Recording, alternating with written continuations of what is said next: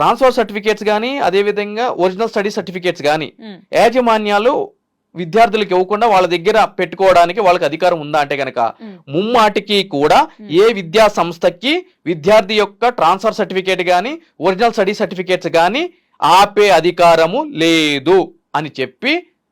Telangana high court వారు అదేవిధంగా supreme court వారు ఎన్నో తీర్పుల ద్వారా చెప్పడం జరిగింది. అది ముమ్మాటికి కూడా ఆర్టికల్ 14 ఆర్టికల్ 21 వైలేట్ చేసే విధంగా ఉంటామే అని చెప్పి కూడా చెప్పడం జరిగింది. సో మీరు అనొచ్చు మరి విద్యార్థి ఫీజులు కట్టకపోతే గనక కాలేజీలు ఎలా రన్ చేస్తారు, స్కూల్స్ ఎలా రన్ చేస్తారు అని అంటే గనక ఒకవేళ దీన్నే అడ్వాంటేజ్ గా తీసుకుని విద్యార్థుల తల్లిదండ్రులు ఫీజులు కట్టకపోతే గనక ఆ ఫీజులు వసూలు చేసుకోవడానికి సివిల్ కోర్టు ద్వారా రికవరీ సూట్ వేసి ఫీజులు వసూలు చేసుకోవాలే తప్ప ఆ వంకతోటి ఒరిజినల్